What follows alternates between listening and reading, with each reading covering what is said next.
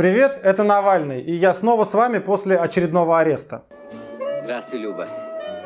Я вернулся. Во-первых, еще раз спасибо всем, кто ходил на митинги, всем, кто в любом качестве участвует в нашем уже очень большом антикоррупционном движении. И, конечно, спасибо всем тем, кто не останавливал свою работу, пока я прохлаждался в каталажке. Рога подшибаю, пасть порву, моргал и выколю. Всю жизнь работать на лекарство будешь. Во-вторых, отвечаю на вопрос, который часто задают таким язвительным тоном. Ну и что, доволен ли ты, Алексей? Чего вот ты добился за эти несколько месяцев, проведя несколько акций протеста, дважды оказавшись под арестом? Медведев-то по-прежнему премьер-министр, и дворцы и виноградники у него никто не отнял. Зато по твоим избирательным штабам пошли самые настоящие рейды. Их блокируют, обыскивают, листовки по всей стране отнимают, вообще наплевав на все законы. Отвечаю с чистой совестью. Ну, конечно, я доволен. Я очень сильно доволен. Ну, то есть меня, конечно, очень раздражают, я бы даже сказал, бесят. Абсолютно незаконное изъятие листовок и газет. Я, конечно, хотел бы видеть Медведева на скамье подсудимых вот прямо сейчас. Меня, да, возмущает то, что власти, кремлевские, региональные, уже главным приоритетом своей деятельности сделали борьбу с нашей антикоррупционной кампанией и моей президентской кампанией. Но, друзья мои, я смотрю на этот процесс шире, и поэтому я полон оптимизма. Но вот смотрите сами, всего лишь 4 месяца назад, 2 марта этого года, мы выпустили расследование «Он вам не Димон», где детально описали грандиозную коррупционную империю Дмитрия Медведева и его окружения. И с первого дня власть в лице Путина, того же Медведева и вообще всех, вот они сказали нам, это нас не беспокоит.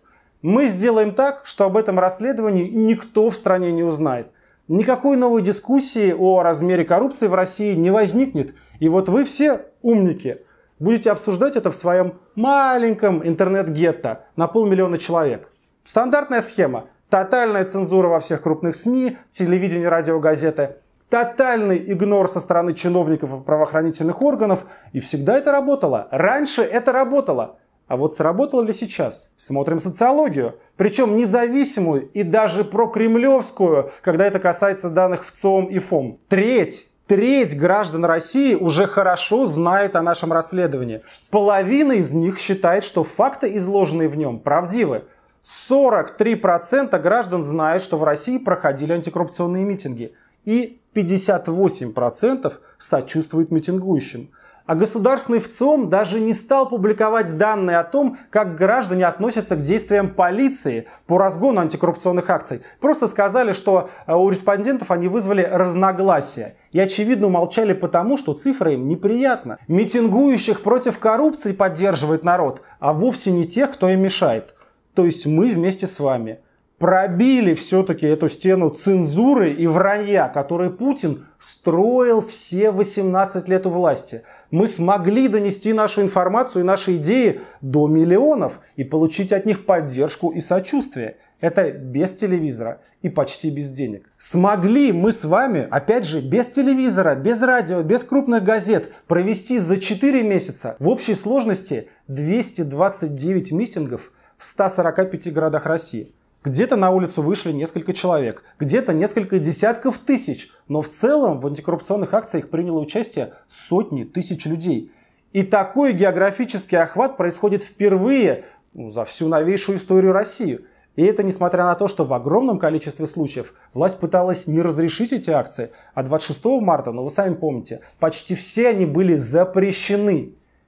И все это мы с вами сделали кампанией массового информирования с опорой на интернет. И прежде всего, да, на YouTube. Спасибо тебе, YouTube. Причем вспомните, вот в самом начале к этой кампании многие отнеслись, довольно иронично. Типа, ребята ставят друг другу лайки, но до широких групп населения они никогда не дотянутся. И над идеей митингов в городах России тоже ведь сначала смеялись, потому что, существовал такой политический закон. Невозможно провести протестные акции сразу в 30-40 городах России. Такого ведь никогда не было. Такого никто никогда не делал. Ни у кого, кроме самой власти, нет такой разветвленной организационной структуры, чтобы делать митинги сразу в десятках мест. Так вот, у нас такая структура теперь есть.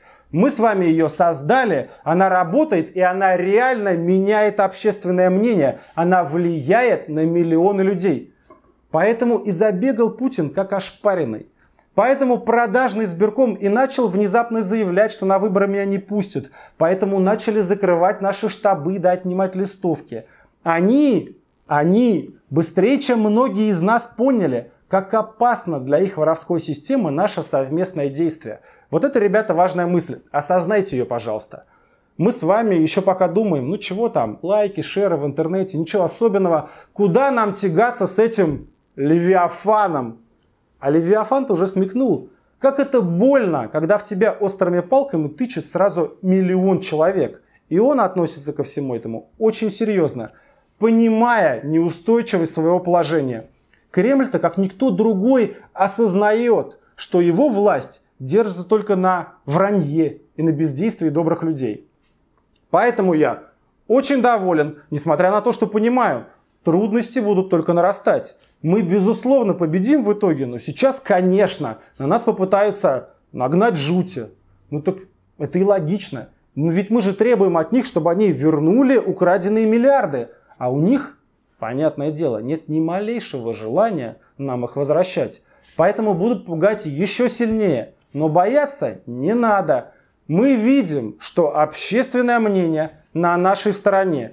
Информацию наши люди воспринимают. Идею борьбы с коррупцией поддерживают.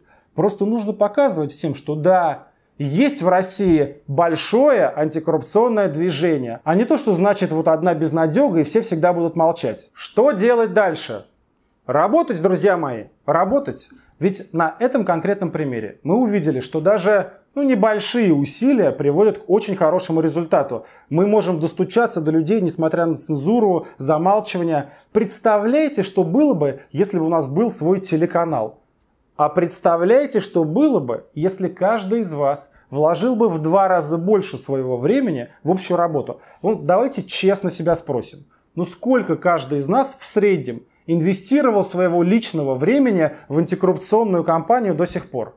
2 раза сходили на митинг, это 2 часа. И в лучшем случае самые активные из нас потратили еще час своего времени на распространение информации в интернете. То есть это 3 часа за 4 месяца. И мы видим такие результаты. Такой болезненный удар по воровской системе. И тут очень важно, обратите внимание, как много и тщательно работает Кремль. Я пахал как раб на галерах с утра до ночи. Путин и Медведев, чтобы защитить свои краденые миллиарды. Со всеми газетами или телеканалами они поработали.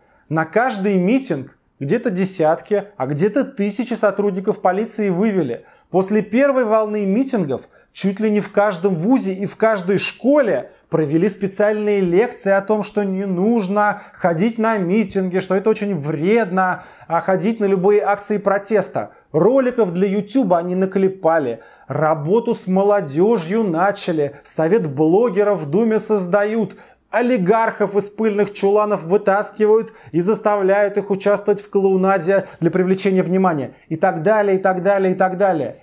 Это миллионы человек и часов работы, потому что они вот там сидят и думают: ага, народ перестал молчать, народ пошел на улицы.